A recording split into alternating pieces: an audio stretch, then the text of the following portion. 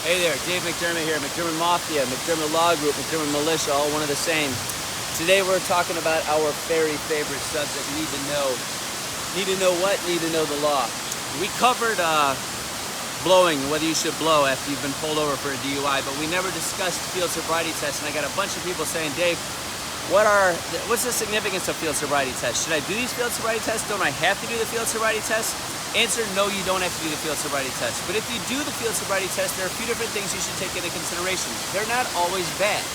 The most important field sobriety tests are called standard field sobriety tests. The most important of the FSTs is when they do, there are three of them. There's the HGN, which is horizontal gaze nystagma. That's when they put a pen or a finger in front of your eyes.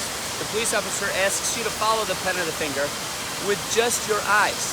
It's very important. I'm not gonna describe or explain the significance of it from a scientific standpoint, but it's very important that you just follow the pen or the finger the entire time.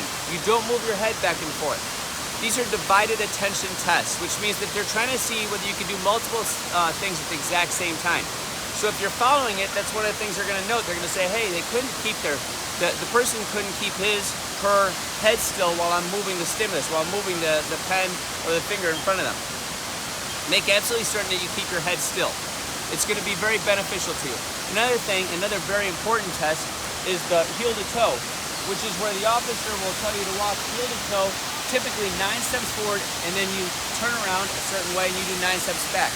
The officer has to explain and describe and actually show you what you're supposed to be doing. You're supposed to be directions given. If there aren't, that's something which is typically very beneficial to you.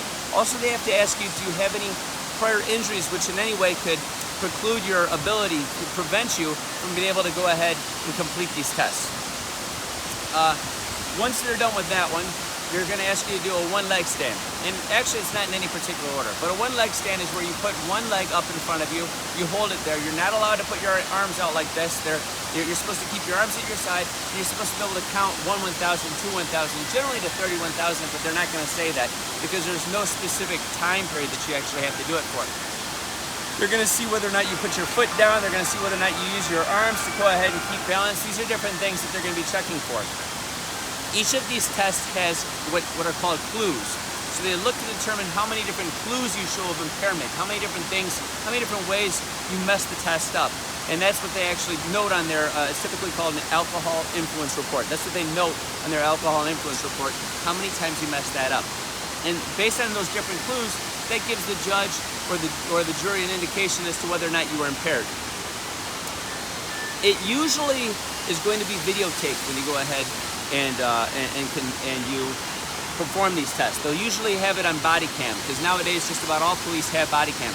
And typically, more often than not, as long as you do these tests in a pretty decent manner, they usually help you in front of the judge. They usually help you in front of the jury. But again, you don't have to do them. If you think that you're really just too messed up to be able to perform them, just say, officer, I'm sorry, but I don't believe I've done anything wrong. I'd prefer not to actually have to do any tests or to answer any questions. And that's it. As simple as that. Have a good one. Take it easy.